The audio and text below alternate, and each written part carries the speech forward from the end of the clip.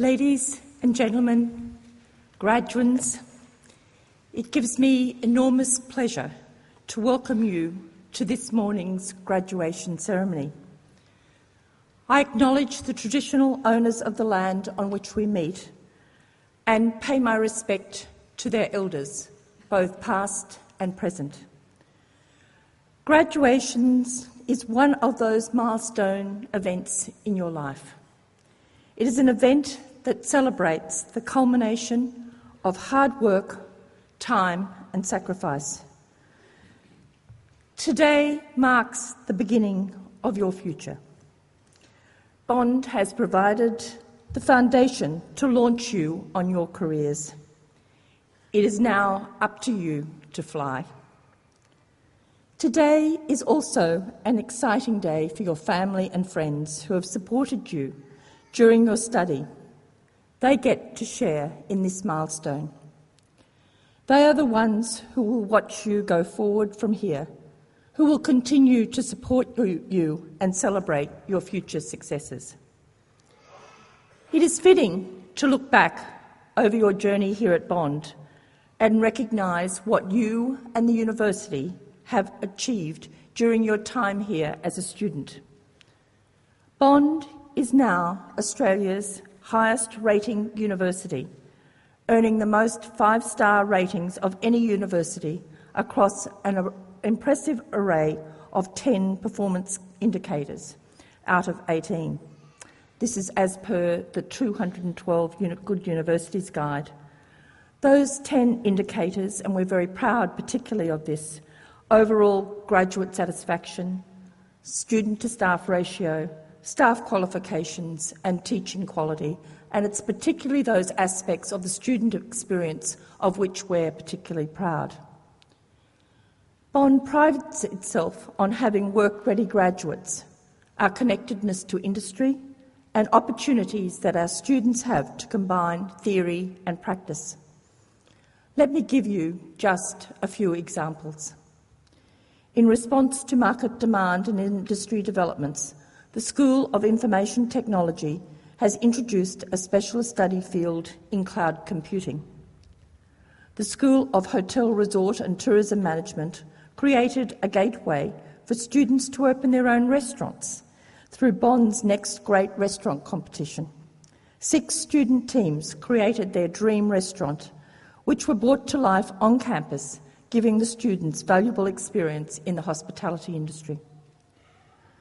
Bond has become an official sponsor of the Super 16 Rugby Champions. I'm not going to tell that to our guest speaker today, and I'll explain why in a moment. The St George Reds. This has allowed a unique partnership with the Faculty of Health Sciences and Medicine, where our physiotherapy, exercise science and health science graduates gain first-class industry experience on the sidelines and in training. The Gold Coast City Council has provided a research grant to the Institute of Sustainable Development and Architecture for the 2018 Commonwealth Games bid. These are just a few examples of the university's forward-looking strategy. Graduates, you have obtained a first-class degree. As you leave us to continue your journey, we hope you will proudly proclaim the fact that you are a graduate of Bond University. We know you will do us proud. We are certainly proud of you. Congratulations on the attainment of your degree.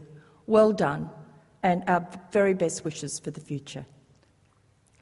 Ladies and gentlemen, it gives me great pleasure to introduce this morning Mr. Colin Carter, who will deliver this morning's occasional address. Mr. Carter is a great Australian who spans business, philanthropy and sport.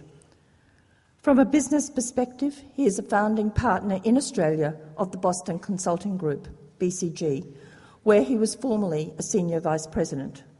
While he is now retired from BCG, he remains a current senior advisor. He is a well-known and highly respected company director. Currently, he serves on the boards of Wesfarmers and SEEK. Previously, I had the privilege of serving with him on the board of Origin Energy. He has also been a director of Foster's. He is the leading expert in Australia on corporate governance. He is the co-author of the top-selling book on corporate governance, Back to the Drawing Board. In addition, he is sought after by boards to assist them to review their performance. For all Colin's business acumen, that is not, however, the reason I asked him to be our speaker today. It's part of the reason, but not all of it. It is because of his significant philanthropic commitment. Specifically, he is passionately committed to making a difference in the lives of Indigenous people. As a director of the Cape York Institute for Policy and Leadership, he is actively engaged in working with Noel Pearson to truly make a difference. In recognition of that, in February 2010, Colin was appointed by the federal government to the new position of Government Ambassador for Business Action. The objective of this new role is to encourage Australian business to play a greater role in economic development of Indigenous communities. He is also Director of World Vision Australia. Not content with that, Colin is also a fanatical AFL supporter, particularly of his beloved Geelong Football Club, where he is chairman. As a Carlton supporter, I have learned long ago that I never criticise the Cats, more so after their remarkable victory last weekend. And I'm sure that Colin won't be able to restrain himself and will get some comments at least on the Cats. In addition, Colin recently retired as Commissioner of the Australian Football League. However, he has become chairman of the AFL Foundation. Colin has a Bachelor of Commerce degree from the University of Melbourne and an MBA from the Harvard Business School, where he graduated with high distinction as a Baker Scholar. Ladies and gentlemen, please join me in welcoming Mr. Colin Carter.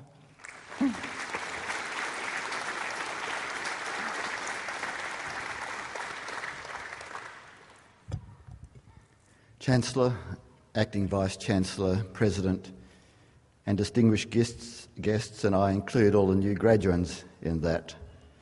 Thanks very much for inviting me here today. I want to start by congratulating all of the students on your achievements. I have an office inside a firm that has a lot of young graduates employed in it. They're much closer in age to you than they are to me, and so I started to think about what I should say to you today, and the thought struck me that I should seek their advice. They had, after all, been through their own graduation ceremonies in recent years. Some told me they found it boring, some said they found it exciting, and so I thought I should seek their advice on what I should say to you today. I was also mindful of the fact that I have 3 sons who are all graduates of university, and each of them is very sceptical about whether I could say anything of possible use to you or relevance on such an occasion. So I sent out an email seeking the advice of recent graduates, and I asked, do you have any suggestions? Can you nominate one bit of advice that you think it would be sensible to offer on this occasion? Well, I did receive a couple of replies. Surprisingly, most of the advice was directed at me rather than at you, which is what I'd intended. Try to avoid reminiscing, I was told. The degree of difficulty involved in keeping the audience awake increases dramatically as the age of the anecdote goes up. Another said to me, everyone who is old has some random advice on what everyone who is young should do. Mostly what young people should do is simply enjoy their youth. Another, when she heard I was coming to Bond, simply replied, if you must give them advice, tell them to wear sunscreen. I did receive a few suggestions that came a little bit closer to what I had in mind. For example, one young man whose own story is remarkable in that he has come from a very disadvantaged background suggested, and I quote, that you should be brave and at times be prepared to take the unconventional path. I like that one, and I want to return to it in a moment. But it left me thinking that it perhaps isn't too smart that I presume to offer advice to you today, and so what I'd like to do is approach my subject in a slightly more roundabout fashion. What I'd like to do is simply tell you about 3 things that I've done, or lessons that I've learned, or things that have happened to me that when I look back have been very important. And I must pause at that point and encourage you to read this morning's paper. There is a full-page article which is Steve Jobs's address to the 2005 graduating class from Stanford, in which Steve Jobs talked about the 3 great lessons that he had learned in life. And I was very tempted just simply to read that out to you this morning, but I thought I couldn't get away with it. But I'd encourage you at some point today to have a look at that. So my 3 points are these. First of all, there have been instances in my career where I was happy to follow my heart rather than the obvious career path. A moment ago I told you that one of my younger colleagues advised that we should be prepared to be brave and at times follow the unconventional path. That advice, by the way, came from a young Aboriginal man who, unlike his siblings, has got out of the welfare-dependent communities to graduate from university and work in mainstream employment. I know that would have taken real courage, and in my case I'm talking about something much less courageous and dramatic. But early in my career I twice had the chance to go off and do a job in a faraway place. I didn't have to resign. On both occasions I took leave without pay, but it was regarded as being off the career path, and those who believed deeply about pursuing their careers advised me against it. I didn't accept their advice. After all, they were only 6-month diversions, and I'm glad I didn't, because I had a lot of fun, I travelled, and in fact I met a whole lot of people who have been very helpful to me in my career since then. And so if there is a suggestion here for you, it's this. Sometimes you'll have the opportunity to head sideways for a period of time to do something which looks like fun. It may be that you can organise a leave without pay to go and work in an exotic place or on a project perhaps with a not-for-profit. And my point is this, don't underestimate the value of doing something like this every so often in your career. It refreshes you, it helps you to grow in different ways, it can reinvigorate your interest in your regular job because you might have been getting stale. It will probably make you a more insightful person back in your regular job. You may even make contacts which are very helpful to you later on, and you will have some fun along the way. My second point or lesson I've learned is to get involved in some cause outside the paid job. Get involved in something which is making a contribution to society. Some of you may be tired of hearing suggestions like this, and I'm sure that many of you are already involved. But when I look back, I'm sure that the smartest thing I've ever done is getting involved in organisations like this. Obviously, part of our motivation is to make a contribution, but the thing that I've learned is how much I've got out of it. Let me mention but 2. First, as you do this, you'll see other organisations at work. And every time you do that, you're learning. Even if the organisation is poorly run, you're learning something about how these things work. We aren't even aware at times of how much we're picking up. It's probably a bit like you learn more about your own country when you travel overseas. You understand clearly, for the first time perhaps, when you do that, what's different about home. And so don't underestimate the professional value of what you experience in contributing to these other causes. My second point on this one is that you're likely to have your values challenged. When, for example, I sit in church on Sundays at times, I'm confronted by someone telling me that humble people, poor people, even dispossessed people, powerless people, are every bit as important and to be valued as are the rich and successful. And this is not the value system that I hear on a daily basis up and down Collins Street. I'm reminded regularly when I get involved in these other organisations that earnings per share and shareholder value growth are not the meaning of life. I recall sitting in meetings in Cape York, up in the far north of this state, where an Aboriginal organisation was trying to negotiate some issues with bureaucrats from Canberra.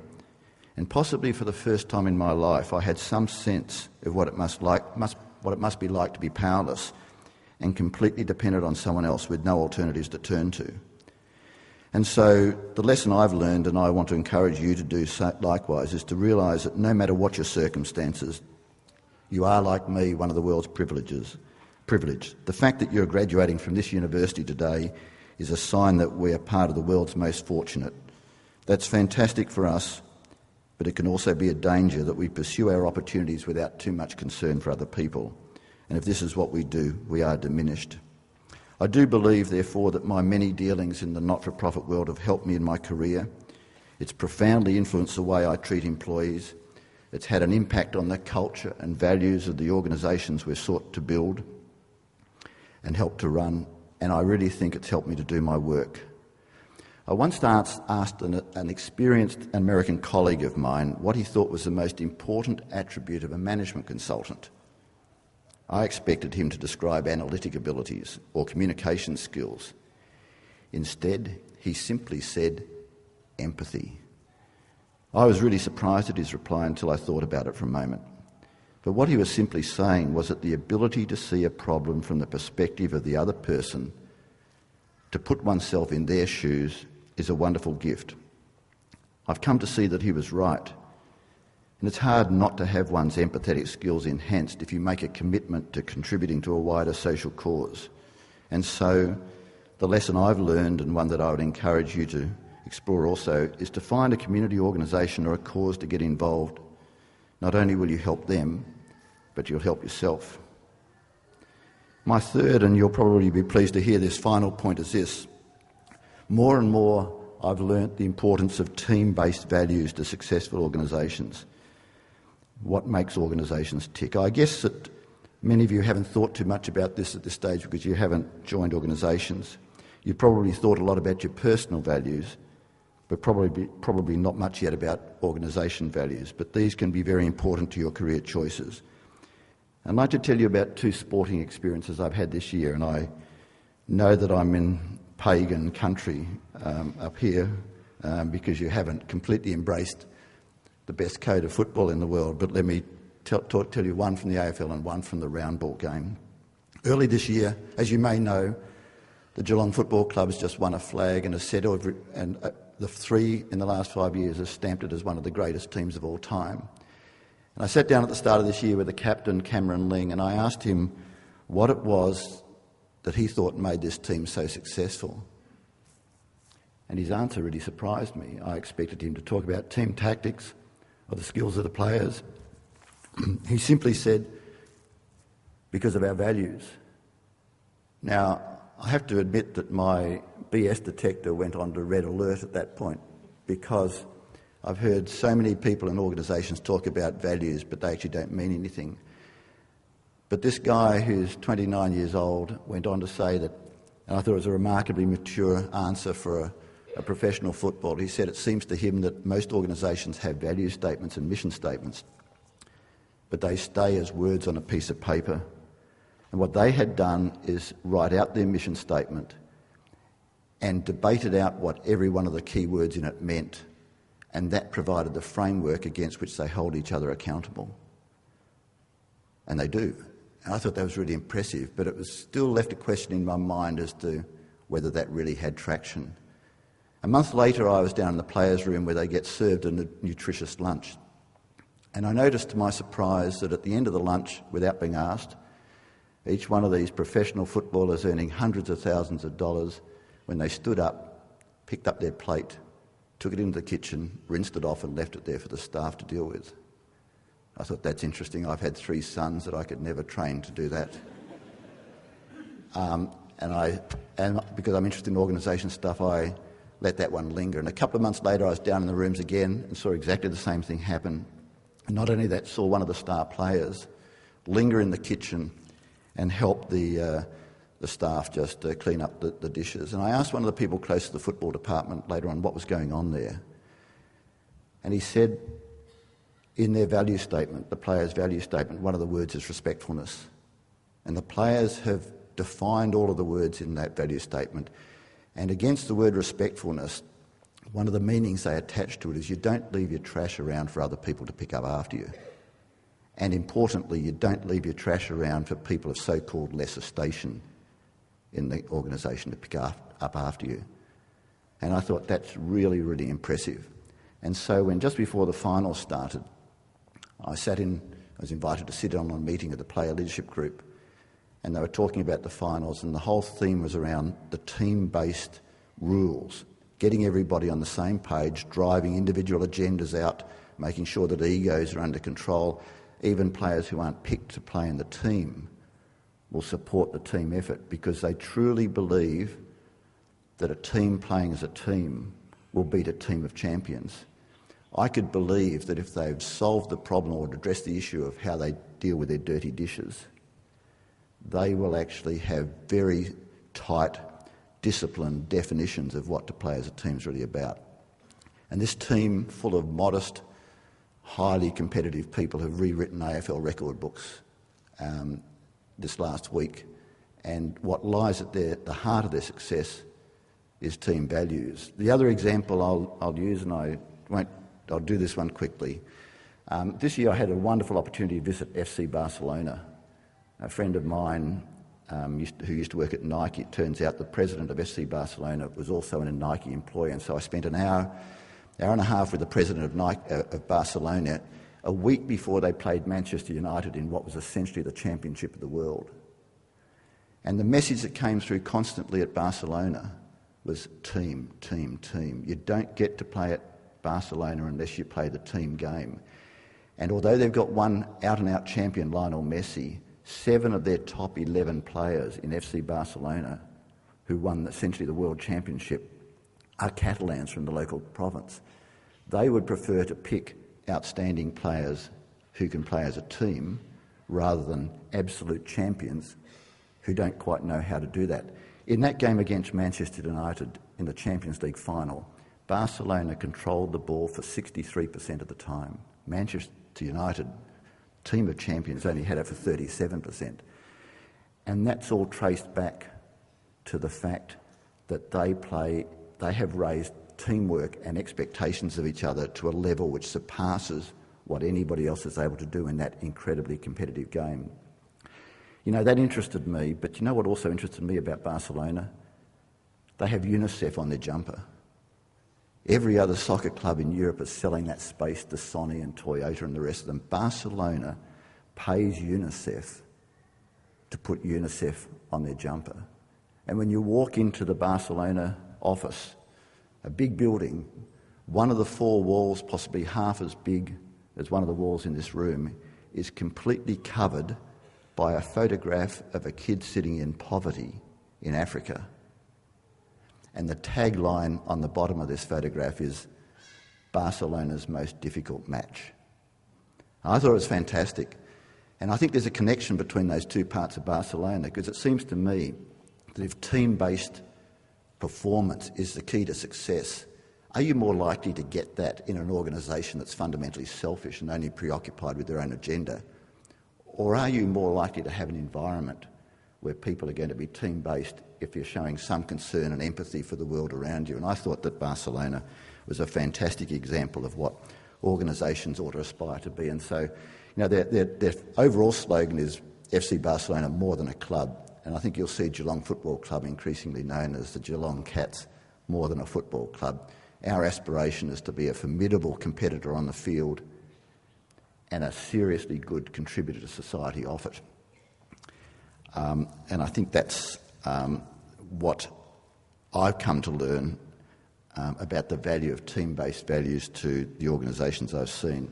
Values, of course, drive behaviour, and so really what I'm really trying to say to you, if I have a lesson to offer you as you embark on your careers, take particular interest in trying to understand what are the values that drive you, not only your behaviour but those around you. What can be your contribution to building a better set of values in the organisation? Is the organisation in which you work really the sort of place you want to be long term? And when you get to positions of leadership and responsibility, what values will you promote? What's being encouraged there? What's being discouraged? In summary, again, what I've learned is that team-based organisations are by far the best place to be. So that's all I want to say. Participating in your ceremony brings back lots of memories. It's nearly 40 years since I graduated, and it's perhaps useful to say that it's a degree that I admit started in very ordinary fashion. I failed the very first subject I did at university. I guess I was bored and I didn't have any particular ambitions to motivate me, and so regardless of where you stand today, whether you've got top honours in your degree or one that you struggled through, remember that's a whole new ball game now with new opportunities for you. And there is luck in it. I think I've been really lucky, and I acknowledge that. I find myself in really interesting jobs and involved in interesting causes, which means I meet a lot of really interesting people. I get involved in a lot of areas of life, the AFL, Indigenous Australia, for example, which are hugely interesting. But they've had a profound influence on my life, and I'm grateful to all of those people that I've met, and I'd love to be able to replicate that for all of you as well. So I found these three things helpful, three suggestions that I offer to you in contravention of what the young people in my organisation suggested. Be prepared to take an adventurous side path if the opportunity presents itself and it appeals. Be prepared to find a community cause and get involved in it. And don't underestimate how important it is to be a team player in the organisations that you joined. One of the bits of advice I received from people around the office was advice to all of you. One of the people came back and said, listen politely to all advice and then ignore it. You've been very polite. I'll leave it to you as to whether you ignore it, but I thank you for your attention. I wish you all great success and satisfaction in this next phase of your careers. Thank you.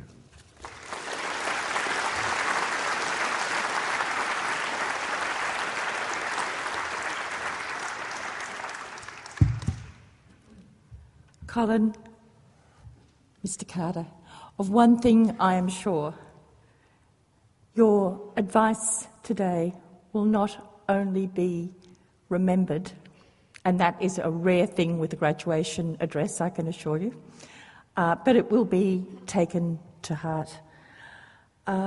You've spoken about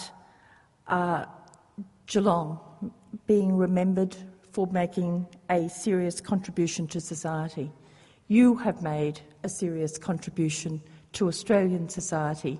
You've done that through the way in which you've connected business, sports and philanthropy, and the values and the advice that you have demonstrated today amplify that in spades. The fact that the examples you gave us predominantly were from the sport and the philanthropic fields show how committing to those organisations actually has provided insight into not just your business life, but how to live your life.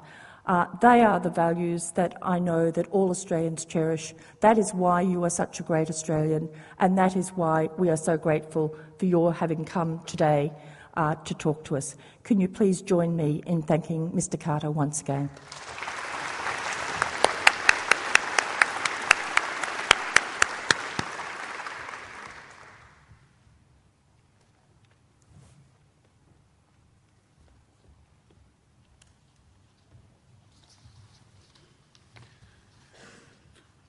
All candidates for degrees will stand, please.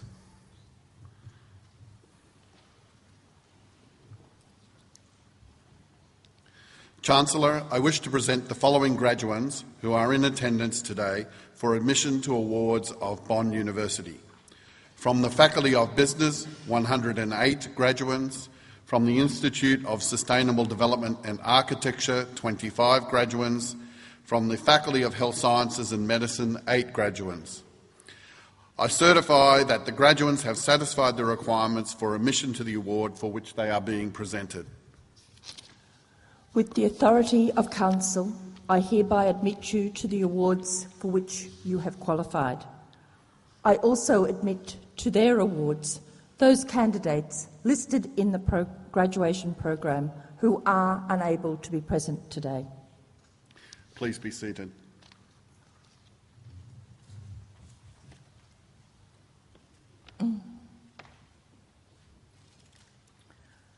I now ask the Dean of the Faculty of Business to present his graduands. Chancellor, I'm delighted to present the following graduates from the Faculty of Business. For the award of Bachelor of Business, Eric Leandro Cespedes Camargo.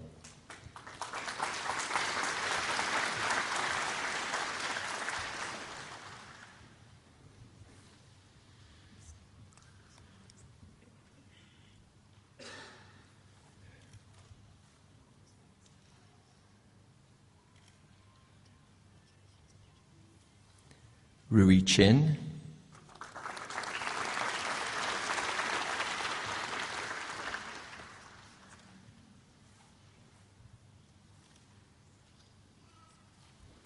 Dominga Michelle Chua.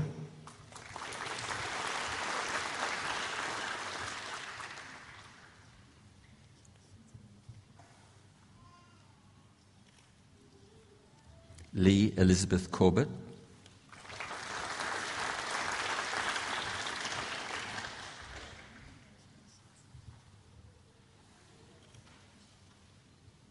Nicola Savin Cowan.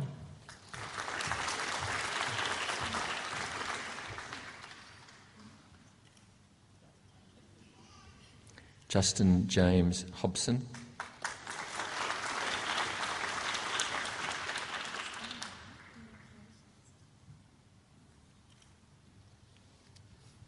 Cody Isles.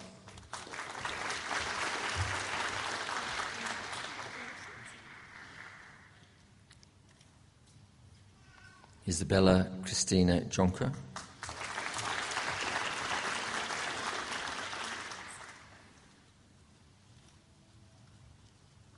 Kingsley Ross Kelly.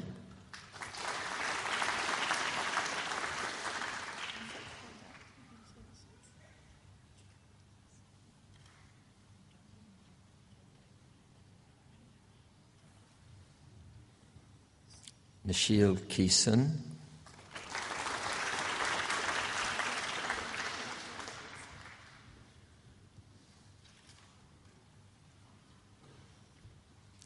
Yancy Lai.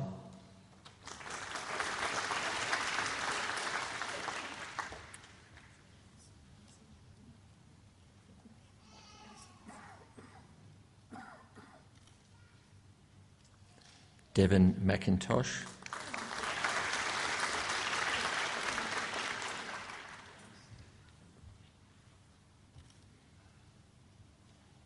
Danielle Patricia Maitland.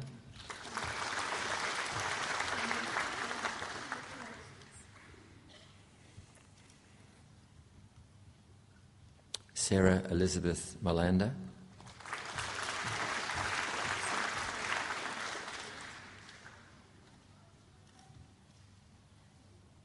Katerina Elizabeth Now.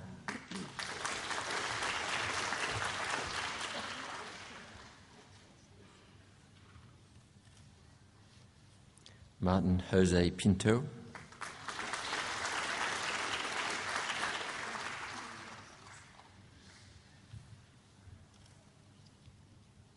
Marcus Ingmar Pousset.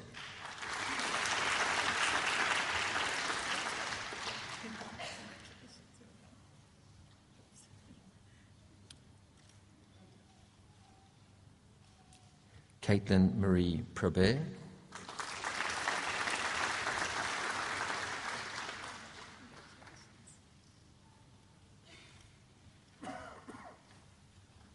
Duncan Roberts.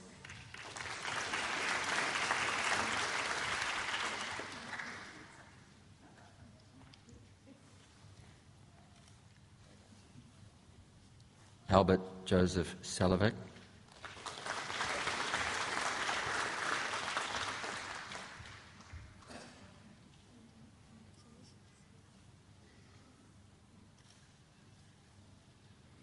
Yu Shu.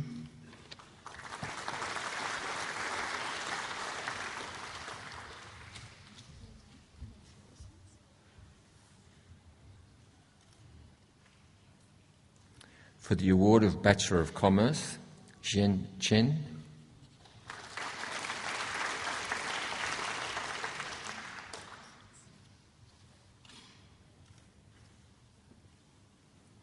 Lee Elizabeth Corbett.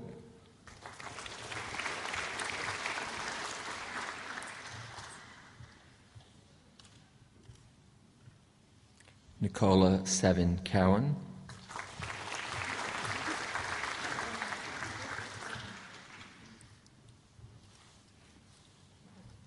Leslie Sarah Ellingham.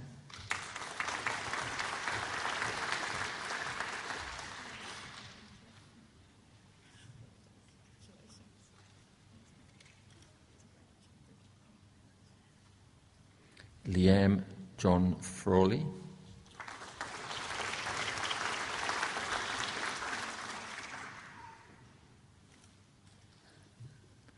Rebecca Mary Garay,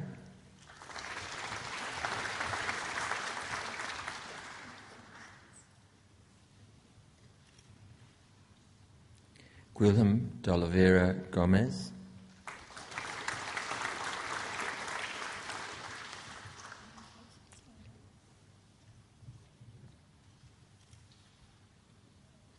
Patrick Johnson,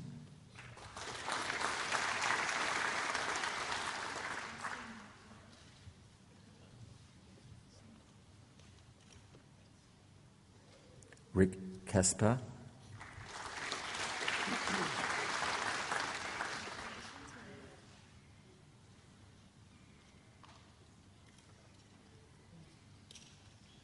Sura Kondana Pani,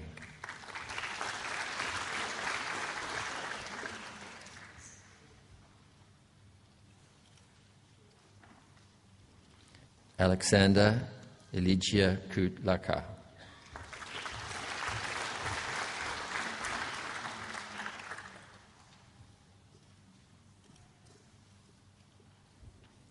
Catherine Emma Law,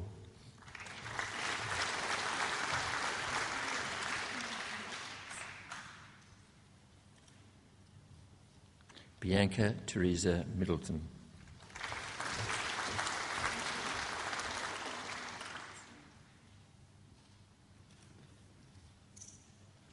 Amin Pan,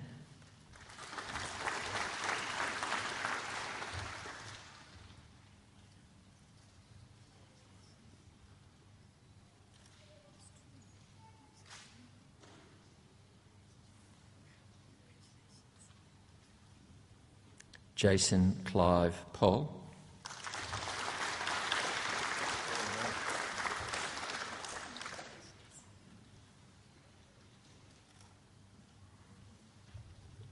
Angelo Statousis,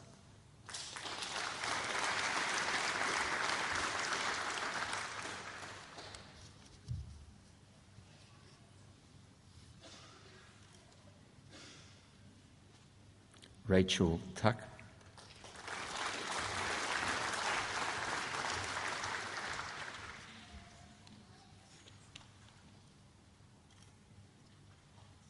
Jackson Anthony Village,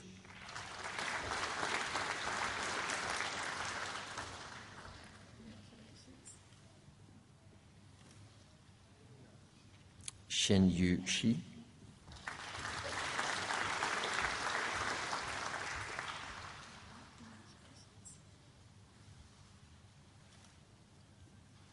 for the award of Bachelor of Commerce and Bachelor of International Relations Business, Natasha Victor Bull Barriacto.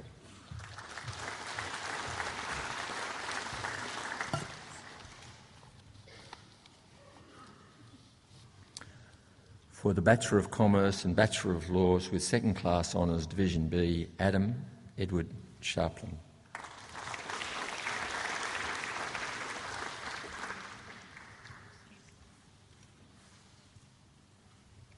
For Master of Accounting, Yu Chen.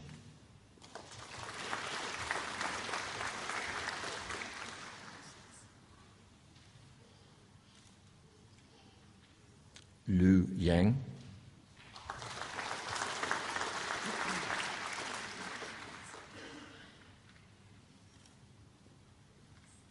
For Masters of Accounting Professional. For Master of Accounting Professional, Olga Betschazeva.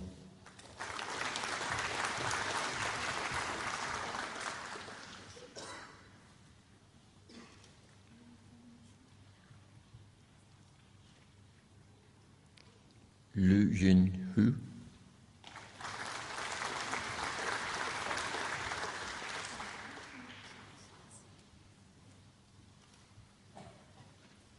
Ludmila Skotsova.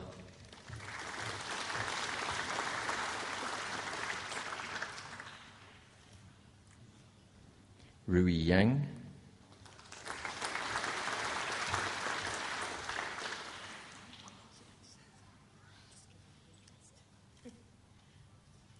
Yi Jun Yang.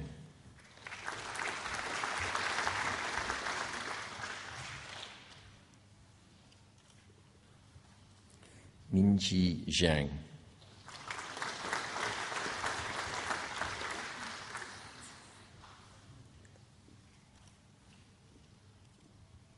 For Master of Business, Aslan Khalid.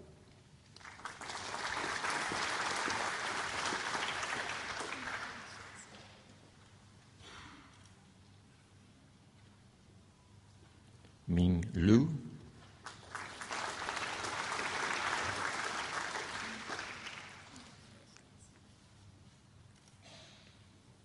Ulrike Mulder.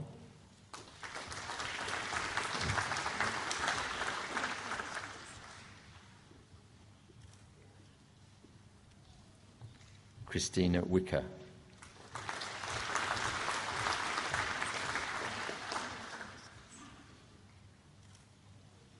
For Master of Business Finance, Philippe Montreux.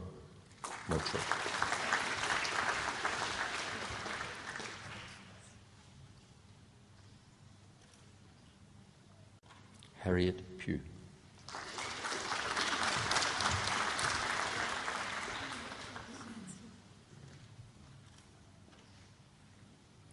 For Master of Business Professional, Jingzi Xu.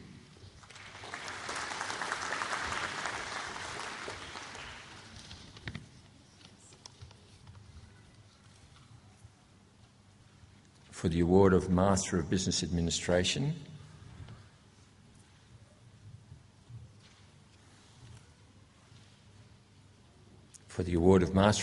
Administration, James Browning.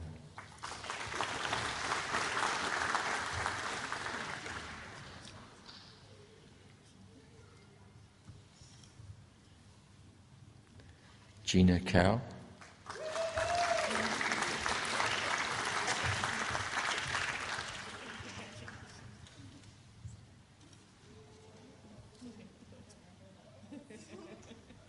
Linda Marie Eastburn.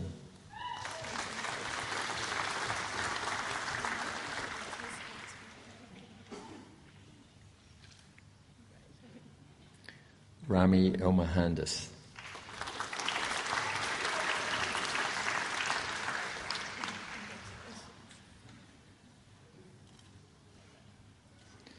Sylvia Imoltz Schmid.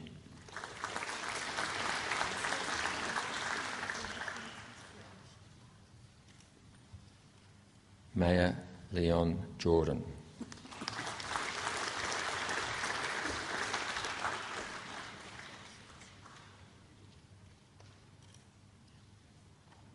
Shiloh Anthony Mahoney.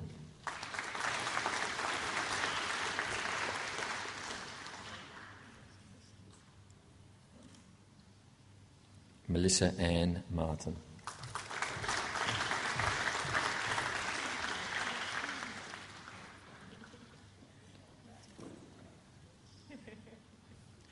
Vincent Vasadvan Nair.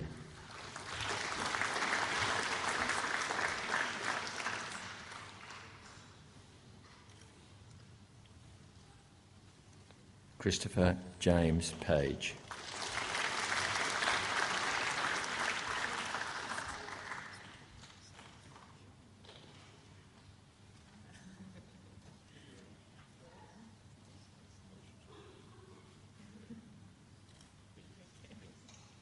Boris Popovich.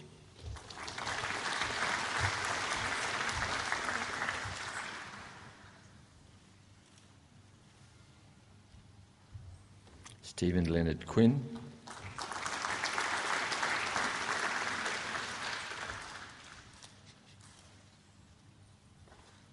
Paul Robinson.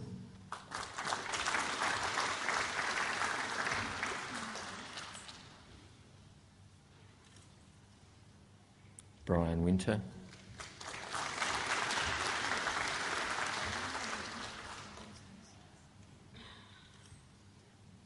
Stephen Wright.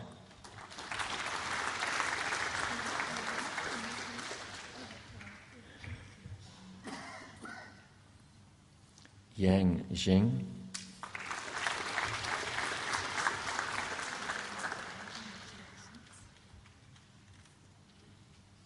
Daniela Christie Zlot.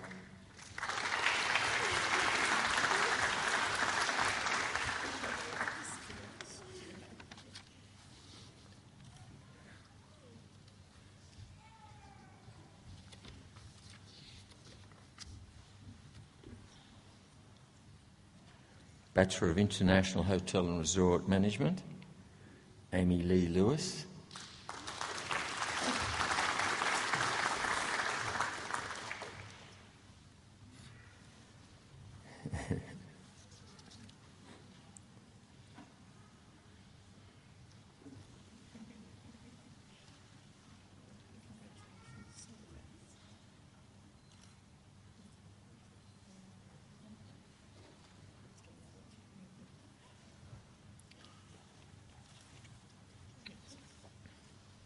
For the award of Bachelor of Tourism Management, Jessica Haju.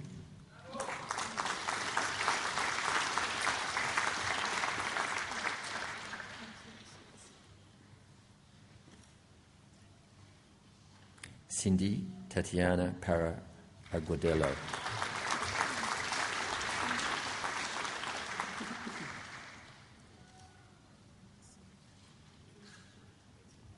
For the Master of International Hotel and Resort Management, Chun Ni Wong.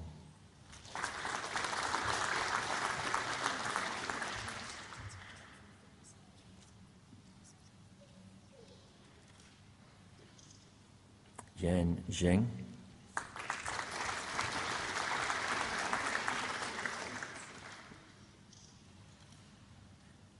Master of Tourism Management, Neil Grunau. Nellie Grunau.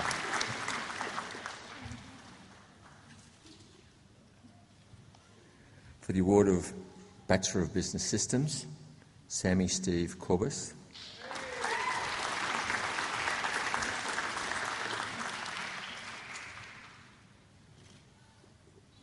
Samantha Marie McKinlay.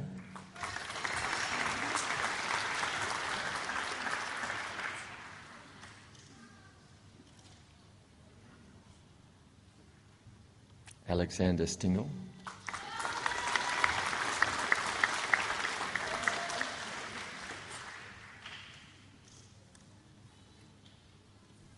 For the Bachelor of Information Technology, Osama Al-Haddad.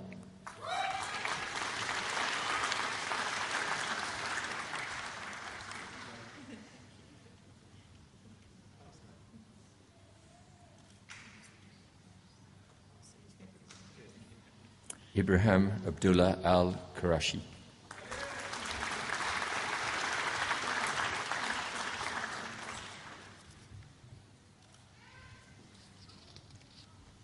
Thomas Gordon Bristow.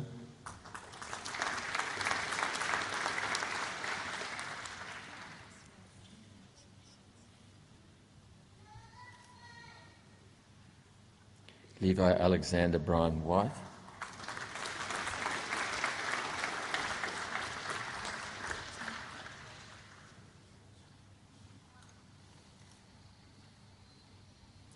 Carl Ferrian.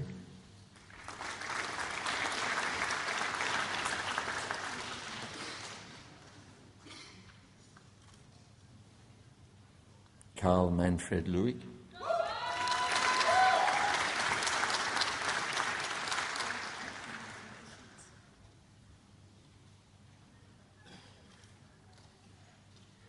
Christy Lee Percival.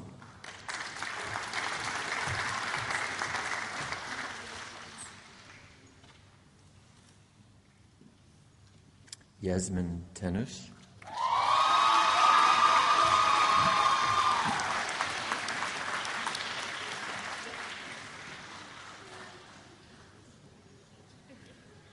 For the Bachelor of Information Technology and Bachelor of Computer Games, Elpaniki Carol Panchez.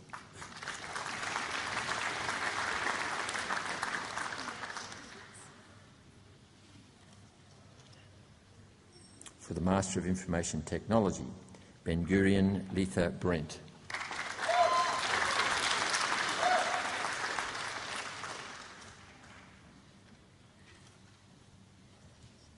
Mohammed Rakyan Irham Yunus.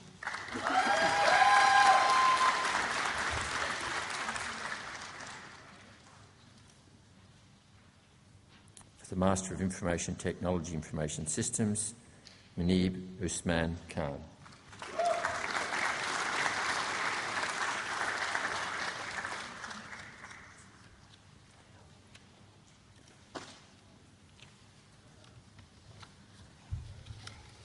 PhD students.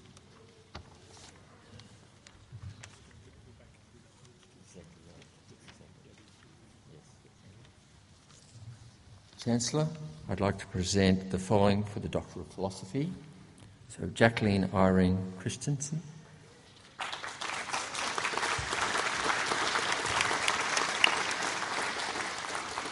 Dr. Christensen's thesis, titled "The Decision to Internally Generate or Outsource Risk Management Activities," was supervised by Professor Pamela Kent.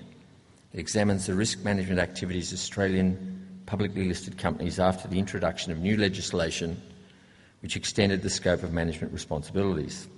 A survey of chief financial officers combined with financial information found that specific identifiable factors determine whether a company outsourced risk management or kept it in-house.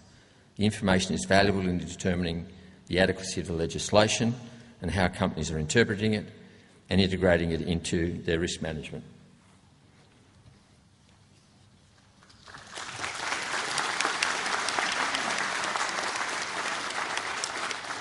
Also, for the Doctor of Philosophy, Sonia Noemi Vilches Montero.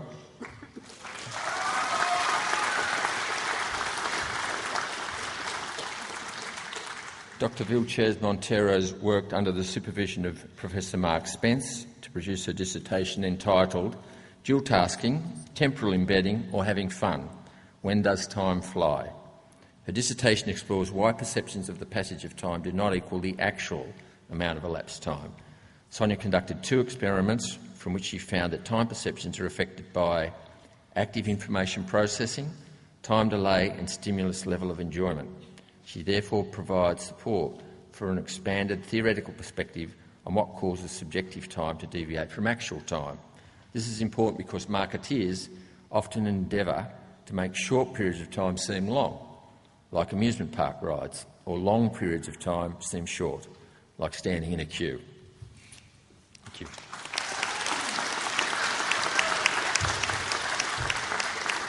Also for the Doctor of Philosophy, Tamara Nadine Zunka.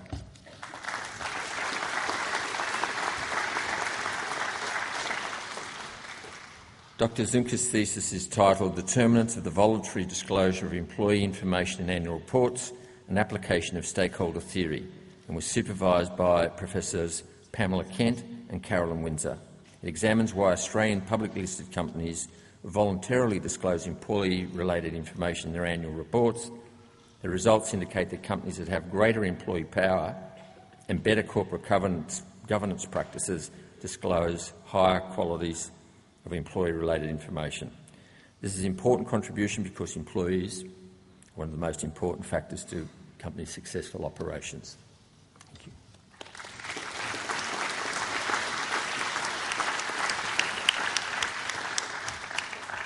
Thank you, Chancellor. I'm delighted to introduce Dr. Kenichio May, who will present the graduating students from the Bond BBT Global Leadership MBA.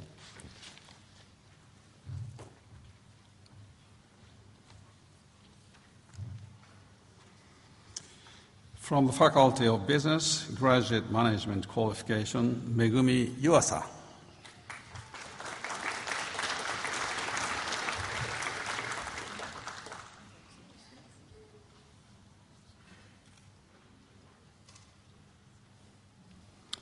Chancellor, I wish to present the following graduates in the Bond University BBT Global Leadership MBA. Attending here are 8. Toru Hayashi.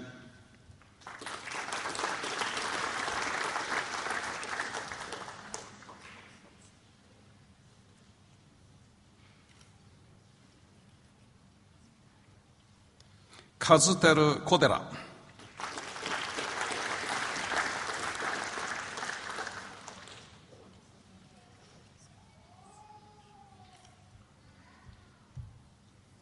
Naomi Mita.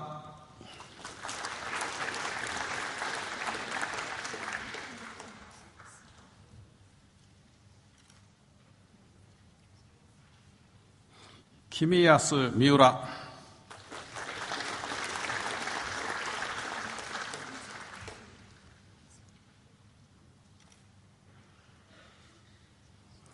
Takefumi Nishimura,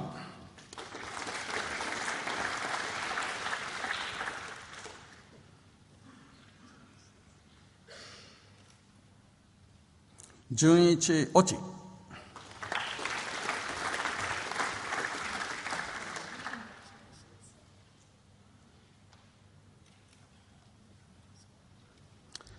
Kazunori Sumi,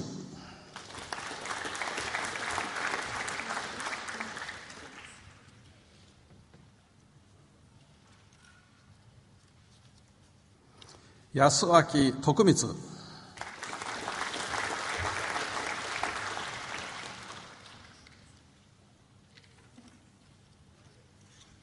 following 27 are awarded in absentia, although they are observing via satellite television. Akiko Enomoto, Ken Hashimoto, Takeo Iijima, Daiji Ishikawa, Yasuhiro Ishikawa, Shinjiro Kakita, Erina Kawamatsu,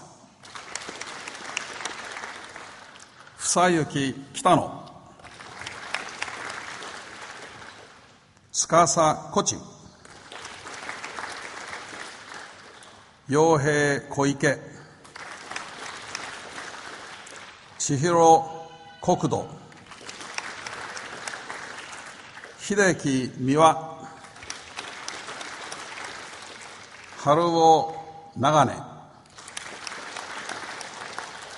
Shinya Nagasawa, Kunihiro Nakamura, Koichi Okabe, Wako Oya, Yumi Ozaki,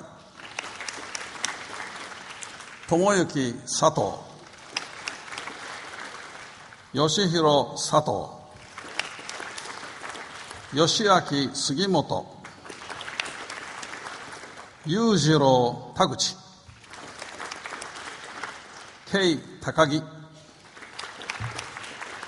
Hiroko Toda, Fumitake Uno, Miki Uyama, Kenichi Yokomi,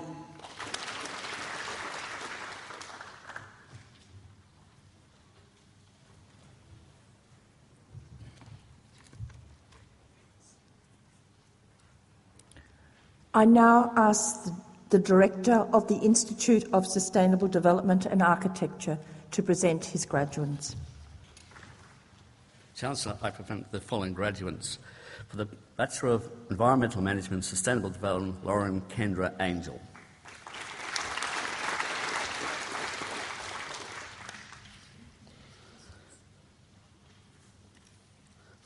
For the Bachelor of Property and Sustainable Development at Construction Management and Quantity Surveying, J. Trevor Kruger.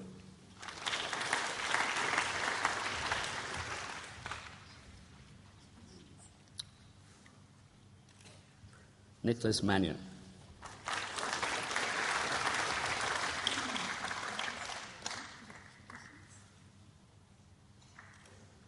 Juan Wang.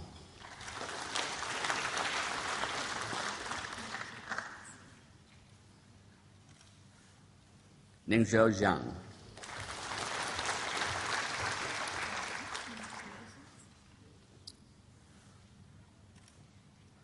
For the Bachelor of Property and Sustainable Development, Urban Development and Sustainability, Annalise Jasmine Blackshaw.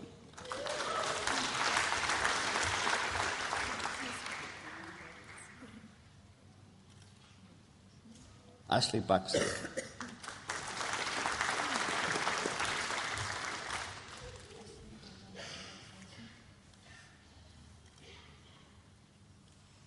Li Yuan Chu.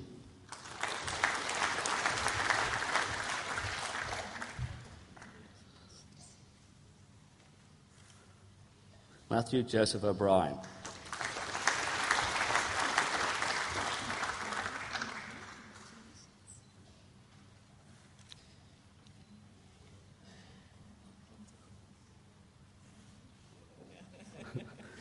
James Davis Saltwell.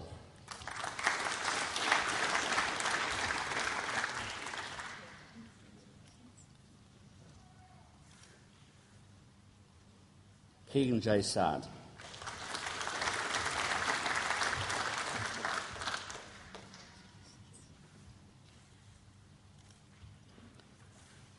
Adam Maxwell Webb.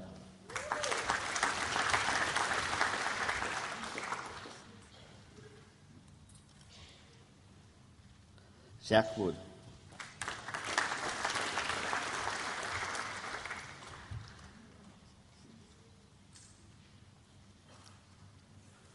For the Bachelor of Property Sustainable Development Valuation, Sharon Beth Gill.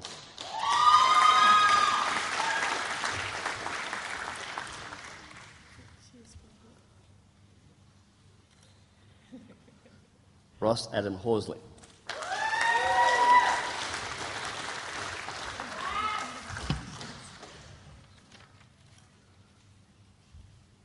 Matthew Thomas Jobson.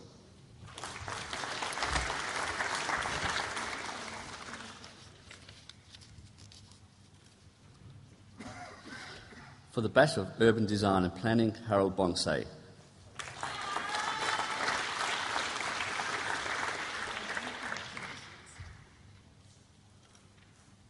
Sean Jurek.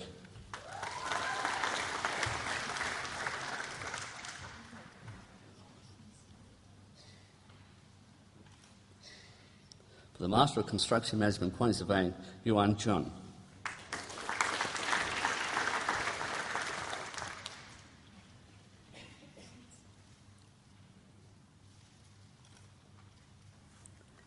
Yen Kung.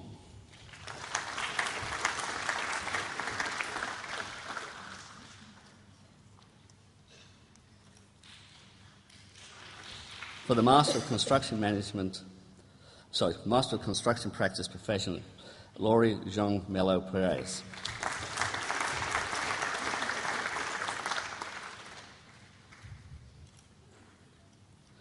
Master of Property Evaluation Professional, Diane Ficciano.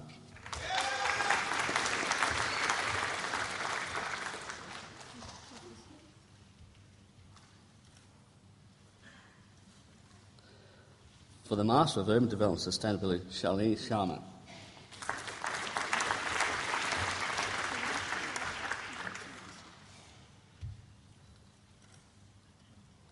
Yang Zhang.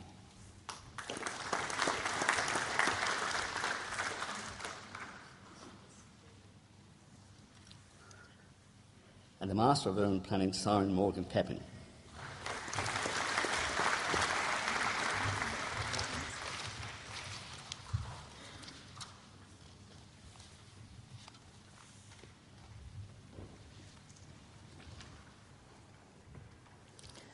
I now ask the Acting Dean of the Faculty of Health Sciences and Medicine to present his graduates.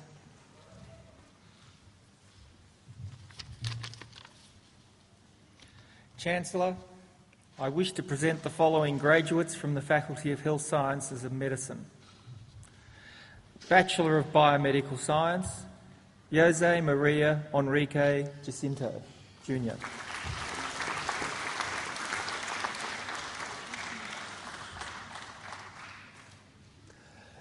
Yanita Ratishkumar Kamamania.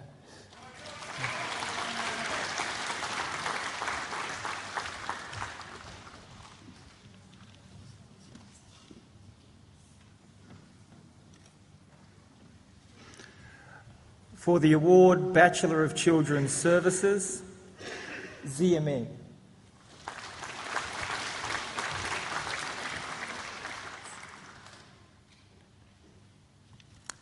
Michelle Vanessa Milamovic.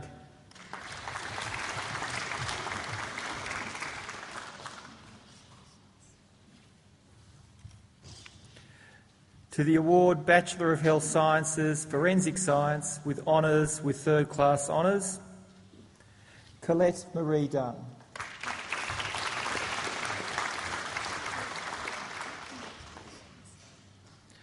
Bachelor of Health Sciences, Forensic Science with honours with second-class honours, Division A, Catherine Ann Sanders.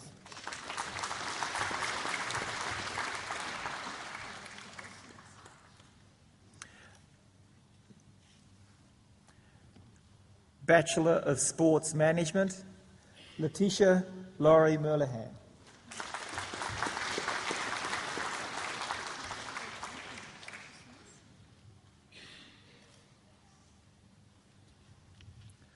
Master of Science by Research, Marie Ann Crepinsetti.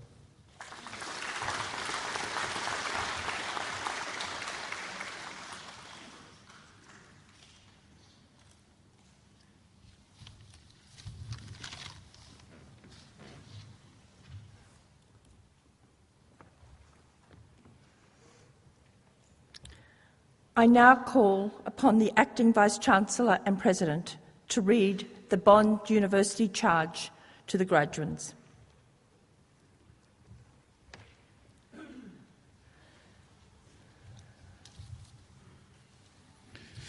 All graduates, please stand.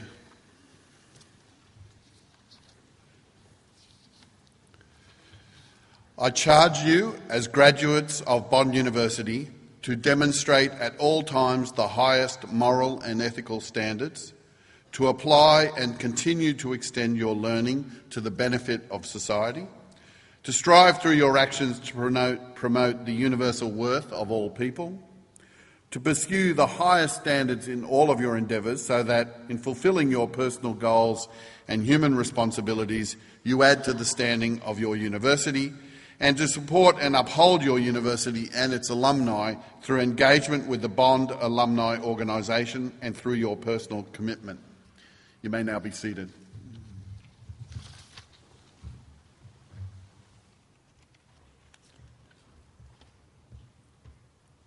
I am now pleased to invite Christopher Page to deliver the valedictory address on behalf of his fellow graduates. This is not Christopher's first time to graduate from Bond. In 2007, he graduated with a Bachelor of Laws. Christopher returned to Bond in 2010 to study for his MBA. We are delighted he chose to continue his studies at Bond. His MBA results contain an impressive 8 high distinctions and 4 distinctions. He made the Vice-Chancellor's list twice and the Dean's list once. While a student, Christopher has been an active member of our community, having served as President of the Bond Exploration Society and President of the Bond Horse Riding Club. Ladies and gentlemen, please welcome Christopher.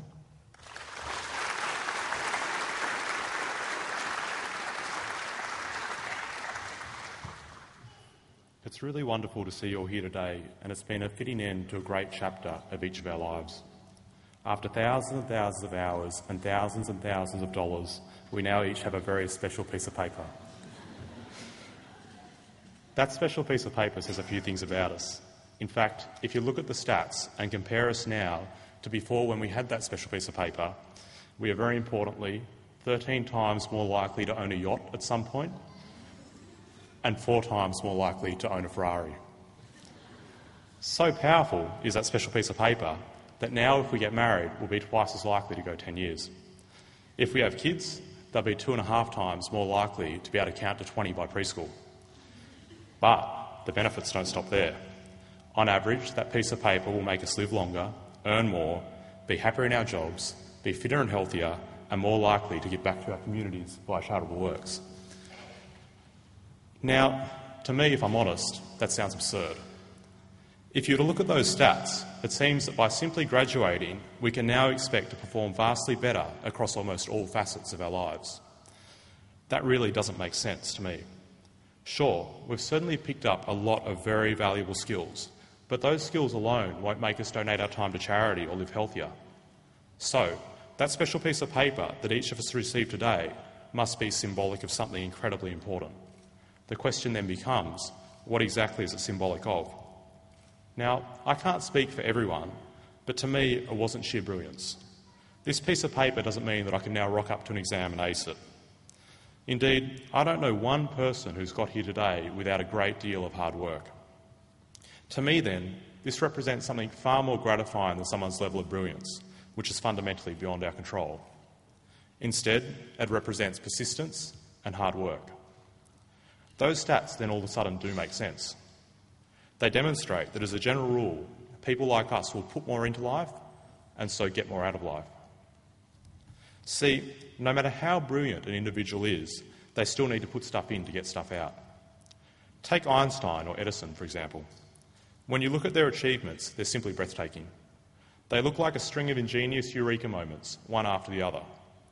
But dig a little deeper, and it's fascinating to see that even geniuses of that calibre attributed their success to blood, sweat and tears. Einstein's view, for example, was, it's not that I'm so smart, I just stay with problems longer. Edison had a similar approach.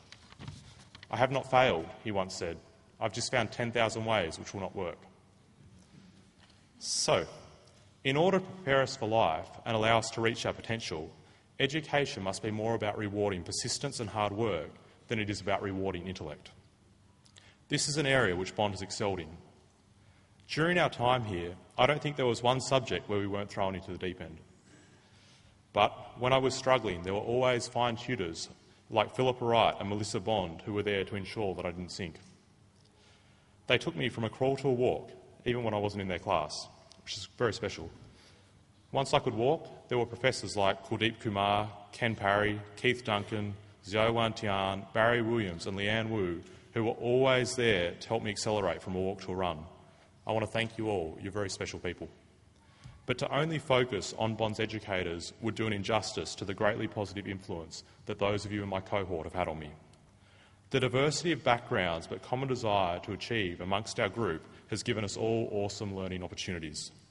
People like Gina Kaur, Harriet Pugh and Daniela Zlock have all helped me massively. The learning, however, was not just academic. Never would I have considered organising a skydive before I met Hugh Minson. Similarly, I could never have imagined galloping over sketchy terrain on a horse before I met Kayla Andres. I owe much of the development that I've had here to awesome people like you. What is clear then is that I owe a debt of gratitude to a whole range of people here today. I think all of us graduating do. I came here to build a better foundation, but you have given me something more. You have helped show me who I want to be as a person. So, if motivation is the external temporary high that pushes you forward, and inspiration is a sustainable internal glow that pulls you forward, then along with my mother and father, who have made it all possible, you have inspired me. So, while it's a little sad to see our community go its separate ways, I can't wait to see what mark each of us will make on the world as we start writing the next chapter of our lives. So I'd just like to ask you all to join me in a round of applause for all the staff and all the students who have made it such a special time. Thanks, guys.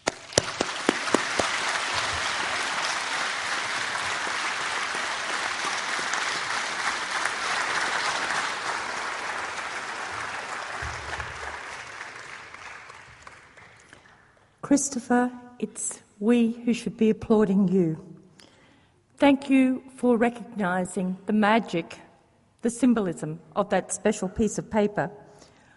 We acknowledge the hard work that you and everyone else who is part of your class has put in to achieve that very special piece of paper, but also the inspiration that each of you have provided to your colleagues and in kind of reaching this milestone, the development that you have shown as a person. Can you join me in thanking Christopher once again?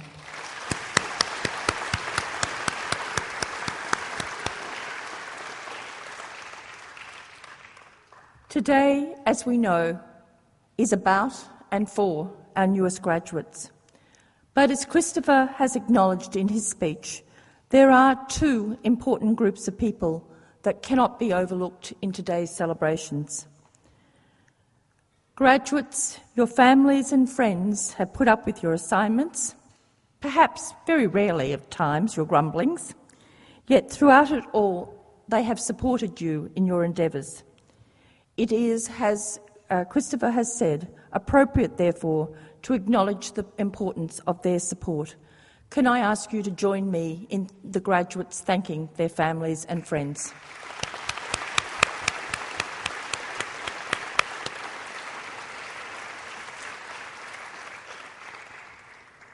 The second group that Christopher acknowledged were the faculty. Indeed, he named some of the faculty that have meant something extraordinary to him. But it goes far beyond the individuals that Christopher named. We have here an extraordinary faculty who really go the extra mile to put in for each and every one of you. And I know individually, as you join me in thanking them, you will recognise in your heart and in your mind who those exceptional individuals are. Graduates, can you join me in thanking the faculty?